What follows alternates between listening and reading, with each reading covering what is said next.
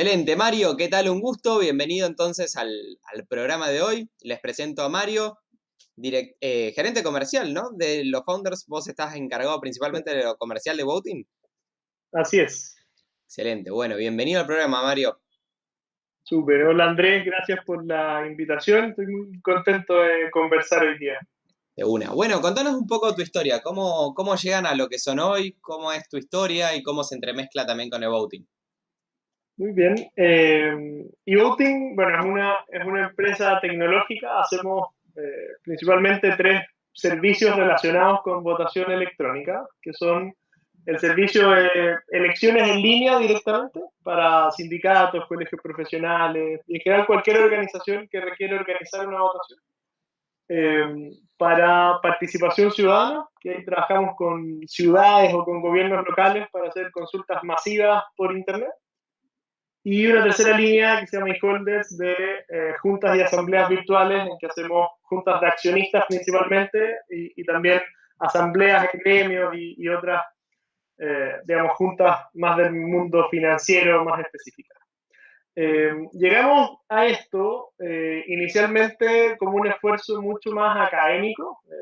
eVoting nace en un centro de investigación y mi socio, que es Tomás Barros, él es ingeniero en computación, doctor en computación, y como director técnico de este centro, uno de los desafíos en los que estaban trabajando era cómo hacer un sistema de votación electrónica que fuera seguro. Esa es como digamos, la pregunta que digo que es más de investigación, porque este centro se dedicaba a hacer transferencia tecnológica, que en el fondo tratar de acercar la ciencia en el fondo a productos o soluciones en el mundo real. Y el tema de la votación electrónica es difícil porque tiene una complejidad técnica, que es que hay que asegurar que el voto sea secreto. Eso es como un valor fundamental o básico de las votaciones. Y eso a la misma vez hay que hacerlo con poder validar que las personas que están votando están habilitadas para votar. O sea, si hacemos una votación de, no sé, hicimos la del colegio médico hace unos días, y entonces solo pueden votar los médicos que están colegiados y que están con sus cuotas al día, no pueden votar los ingenieros como yo, no pueden votar, o sea, solo ese grupo. Y esas dos cosas se contraponen. Esa es la parte como técnica o del desafío que es interesante, que tengo que poder identificar que la persona efectivamente es quien dice ser. Él me tiene que dar sus preferencias, en el fondo, cuáles son los candidatos por los que quiere votar, pero tiene que ser imposible para mí, para otro votante y para la administración conocer cuáles son esas preferencias. Y esas dos cosas se contraponen y es lo que hace que sea técnicamente difícil hacer votación electrónica.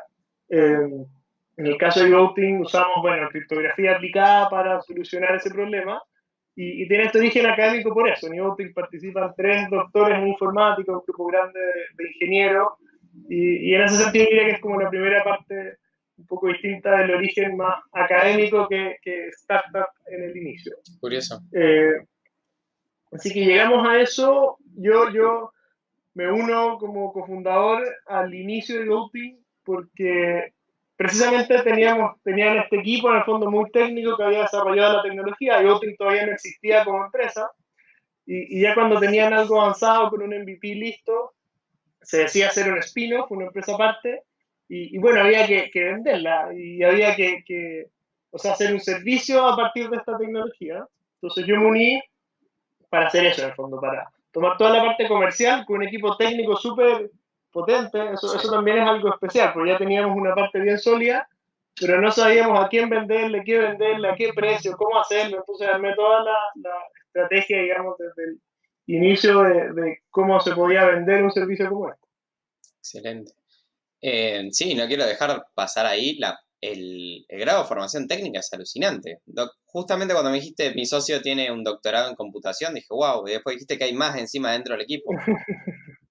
Sí, sí, es algo súper especial. Está, bueno, nuestro presidente, Tomás, que es el CEO y nuestro director científico, digamos, son los 3 doctores en informática. Y también es algo que es especial, o sea, yo creo que viene precisamente de la dificultad o la complejidad técnica que tiene la solución y también de que todos nosotros, estando cerca de la universidad, varios, Tomás y José Miguel, presidente, son nada más académicos universidad, entonces es algo que siempre nos hemos tomado muy en serio y por lo mismo siempre hemos tratado de hacer tecnología que cuando decimos que es segura es realmente segura. Claro. Tenemos muchas discusiones con respecto a la competencia que a veces hace algunos aceleraciones que sabemos que no son ciertas. Y claro, porque tenemos en el fondo un nivel, o siempre lo vemos como con este prisma más académico, purista o perfeccionista, y que no es tan común, y que tiene cosas buenas y malas, ¿eh? O sea, tampoco es que sea la panacea tener ese como nivel técnico, a veces también nos atrasa un poco, hay cosas que comercialmente me gustaría que quizás anduvieran más rápido y no lo hacemos porque quizás no es la mejor solución, entonces tiene desafíos interesantes ese manejo. Qué curioso. Justamente tenemos otro cliente que tiene una formación muy alta en Big Data, que también entrevisté para el podcast, creo que hace un par de capítulos anteriores, que él hizo el doctorado, o sea, fue uno de los que armó el doctorado de Big Data en la Universidad Tecnológica Nacional y como tiene un expertise altísimo, y mencionaba las mismas cosas que vos, como que le permitía llegar muy bien a lugares donde es muy difícil, capaz, no sé, un proyecto de Big Data gigante para una telco que tiene un grado de experiencia muy alto, pero a la vez le pasaba que, claro, cuando él iba a competir con otro, decía, no, esto es Big Data, y decía, eso no es Big Data. Como, ese es un Excel con ganas. Sí, decimos, no, nos pasa lo mismo y también eso generó un desafío adicional, que era que tuvimos que, yo decía, traducir comercialmente lo que hacíamos porque nuestros clientes no tienen esa misma formación, no tenemos Claro. una contraparte, o sea, ni yo ni nuestros clientes. Y fue un trabajo interesante también el poder traducir esto que era muy técnico, muy complejo, a un lenguaje que nuestros clientes pudieran entender sin perder la rigurosidad de lo que estábamos haciendo, pero también al principio teníamos unas reuniones y en que nadie entendía nada en el fondo. Entonces Claro. tuvimos que ir ajustando el discurso, digamos, en base a eso.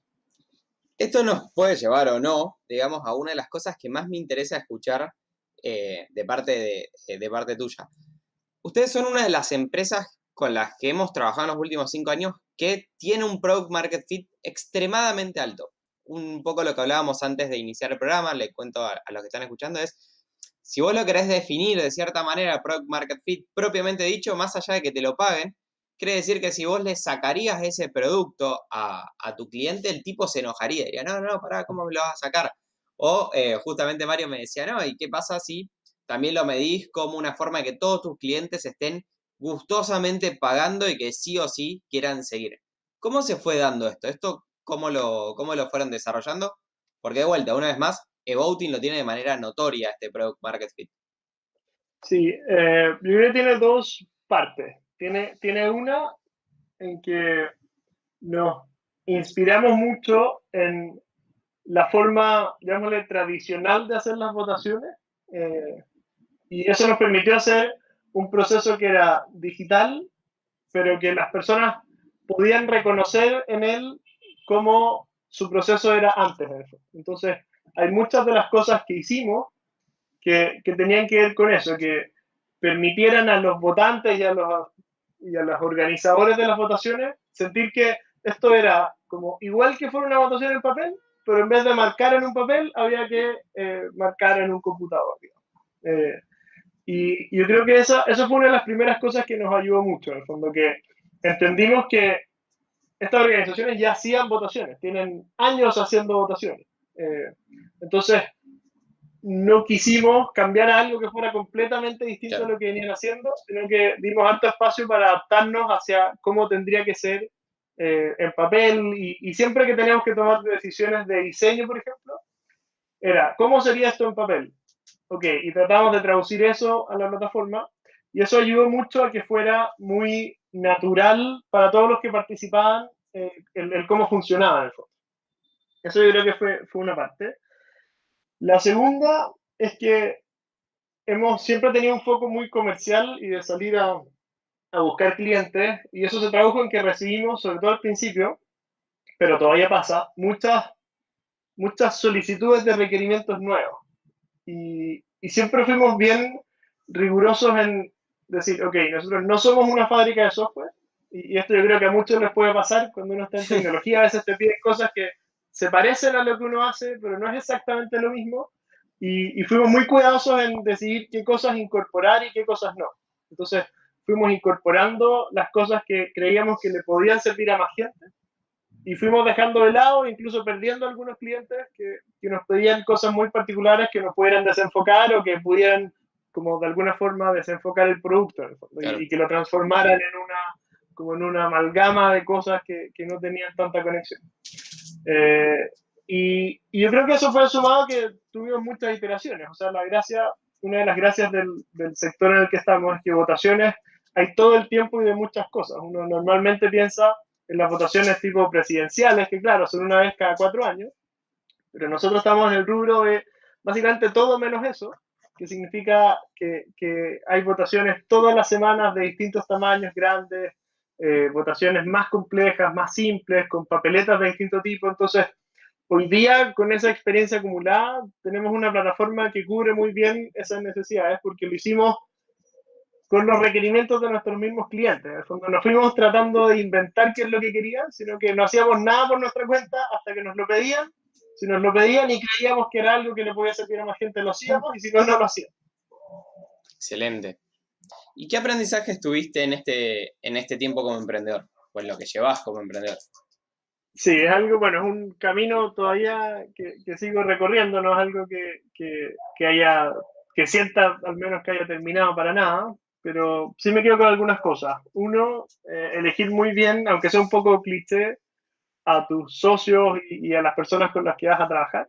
Eh, en términos de los socios, sobre todo porque son relaciones de largo plazo, hay momentos buenos y malos, y entonces en los momentos buenos es muy fácil y uno quiere ser socio de mucha gente, pero cuando hay momentos malos es cuando se vuelve realmente importante tener buenos socios. Así que es una parte que creo que hemos podido resolver súper bien, y hoy día tenemos socios con los que estamos muy tranquilos y muy contentos.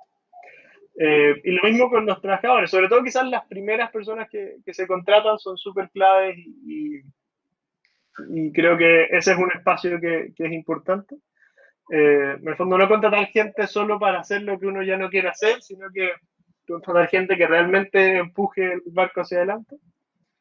Una, un segundo aprendizaje más comercial, hay que salir a vender desde el día uno. Y acá, que no me escuchen mis alumnos en la universidad, pero no sirve de nada hacer planes, o en mi opinión, al menos, sobre todo en una etapa muy temprana, no hay mejor plan que tener una agenda llena de reuniones con posibles clientes. Y sobre todo al principio, creo que esa fue una de las cosas que hicimos bien en el fondo. Tuvimos una primera aproximación que era muy de manual, como de hacer un plan y tratar de implementarlo.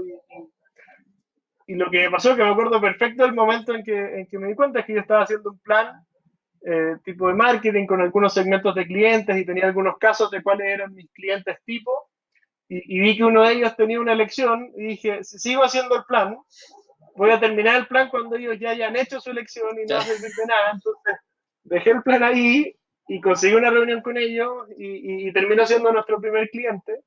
Y desde ahí en adelante, sin menospreciar el plan, hacer planes tiene ciertas ventajas, Claro. y hay cosas que es importante planificar. Pero creo que eso viene después de salir a vender. En el fondo, si tienes una hora extra entre dedicarla a planificar y a vender, sobre todo al principio, es mejor vender, porque tener clientes es lo único que te va a permitir entender mejor tu producto, entender cómo sumar los próximos clientes, y ya después, si tienes un problema de operación o de capacidad, claro que hay que planificar y arreglarlo, pero creo que una de las cosas que nos sirvió mucho fue esta mentalidad de salgamos a vender, e incluso a veces sin tener todo resuelto, sin tener todas las respuestas. Y acá es súper importante, uno puede ser honesto. Nosotros salíamos a vender, nos preguntaban cosas y a veces decíamos, ¿sabes qué? No sabemos, déjanos darle una vuelta con el equipo técnico y volvemos con la respuesta. Entonces, pero era súper importante ese contacto con el cliente en el fondo, y estar, decíamos, en la calle vendiendo. Perfecto. Así que creo que esos son los dos principales. Y el tercero, que también es relevante, lo mencioné un poco antes, es el del foco, que este quizás es de los más difíciles también, porque es muy atractivo, sobre todo al principio, a veces cuando un cliente te dice, mira, ¿por qué no me hacen esto? Y que se parece más a un desarrollo de software que al servicio SaaS que uno quiere hacer, Claro. o ciertas adaptaciones particulares para él, y es muy tentador, y creo que poder entender qué cosas sí se pueden hacer y qué cosas no se pueden hacer, se vuelve, creo que fue de las cosas que mejor nos funcionó, porque hoy día no tendríamos en el fondo el product market fit que tenemos, ni podríamos estar atendiendo la cantidad de clientes que tenemos si es que nos hubiéramos puesto a desarrollar cosas a medida. Entonces, hoy día en el fondo vemos los resultados de, decíamos, toda esa plata que dejamos quizás arriba de la mesa, que tampoco nos gustaba, pero que, pero que hoy día nos sirve porque tenemos una operación y un producto que le sirve a muchos clientes. Y ahí, por ejemplo, ¿qué recomendaciones le darías a una empresa que está capaz un par de pasos detrás de la tuya? Ya tiene algunos clientes, ya tiene algunos empleados, pero todavía no está en una etapa de crecimiento tan marcada como la de ustedes. Es una buena pregunta. Yo creo que hay una parte que nos hubiera gustado que era estandarizar el proceso de venta antes. Uno cuando tiene un tamaño más chico es muy fácil vender como cofundador y quizás algún equipo chico de venta. Y eso es muy manejable, aunque no tenga muchos procesos. Y creo que hoy día haber tenido todo esto resuelto desde antes nos hubiera ayudado mucho en esta etapa de expansión. Entonces, es algo que nosotros teníamos muy claro en la operación, porque siempre estábamos pensando en cómo hacemos para hacer 10 veces más lo que estamos haciendo hoy día. Entonces, siempre estuvimos pensando en términos de procesos y cómo escalar, pero en la parte comercial no lo vimos así y creo que fue un error. En el fondo, algo que me hubiera gustado anticiparlo. Y creo que Anticiparse, claro. podría ser un buen consejo, sobre todo en venta más consultiva o B2B que requiere eso. ¿Qué otra cosa nos hubiera gustado saber antes? Y lo otro es que la parte internacional es algo que uno puede hacer algunas cosas desde antes y hay muchas decisiones que hubieran sido, que perfectamente uno puede tomar aunque solo esté operando en un país, puedes tomarlas pensando en que después quieres estar en otros países y es mucho más fácil resolver así que después cuando ya tienes mucho más quizás rezago tecnológico y operativo y de procesos, tratar de incorporar países nuevos. Creo que Interesante. nosotros siempre quisimos ser una empresa que fuera al menos regional y eso está siempre en la edición, pero no se materializó en cómo hacíamos las cosas, ni siquiera en hasta cosas tan simples como, no sé, nuestros handles de redes sociales eran eVoting Chile. Claro. Y después cuando dijimos, bueno, vamos a salir y ¿qué vamos a hacer? eVoting Chile vendiendo en México. Entonces, eh, ese tipo de cosas, lo mismo los dominios, los nombres en redes sociales, hay algunas cosas de esas que sobre todo nosotros que partimos hace varios años, nos hubiera servido porque quizás habían dominios disponibles o habían alternativas que no usamos y que hoy día ya no están disponibles. Entonces, eh, creo que eso también sirve, poder desde el día uno que estés vendiendo, aunque tengas un cliente en tu país, no importa. Igual piensa como si estuvieras o cómo sería si estuvieras vendiendo en distintos países y si lo que estás haciendo sirve para vender en varios países. Excelente, excelente. Bueno, y con esto vamos a la última pregunta, que es, ¿qué te hubiera gustado que te pregunte y no te pregunté hasta ahora? Eh, yo creo que en línea la, con quienes pueden estar escuchando, creo que hay una parte del emprendimiento o de lo que es emprender que quizás no conversamos tanto y que es, o sea, esto de los momentos más difíciles, que quizás ahora por la pandemia hay muchos que están en esa situación y un poco cómo manejarlo. Nosotros también hemos tenido, como todos, yo creo, problemas, a veces hay problemas de caja, a veces hay problemas con clientes, a veces hay, me imagino que en muchas industrias hoy día con la pandemia, medio sequías de clientes, ni siquiera solo problemas con clientes. Y cómo enfrentar esa parte creo que es algo que es interesante. Así que no sé si me aceptan Por la supuesto pregunta que sí, adicional. claro, claro que sí. Eh, ¿Cómo ves vos sí, esa a etapa? nosotros nos han ayudado en esa línea dos cosas. Una, relacionada con lo que dije antes, que es apoyarse en los socios. y ser bien transparente con esto. O sea, sobre todo los que tengan inversionistas, y esto lo he conversado también con los nuestros, los inversionistas no están ahí solo para recibir noticias buenas. Y entonces uno, yo creo que tiene la tendencia a tratar de pintar como la película lo mejor posible para los inversionistas, y creo que ese es un error. O sea, en momentos difíciles, mientras antes recurrir a los inversionistas mejor e involucrarlos en esas decisiones más difíciles, creo que ahí hay algo en lo que es difícil, pero que es importante y muchas veces te pueden ayudar, aunque sea apoyo emocional puede ser útil y muchas veces puede ser otro tipo de apoyos que podrían servir. Lo segundo es que hay que ser realista en esas situaciones y hay que hacer y tener las conversaciones difíciles con cierta anticipación. Entonces, ok, si esto sigue por 3 meses más, ¿qué vamos a hacer?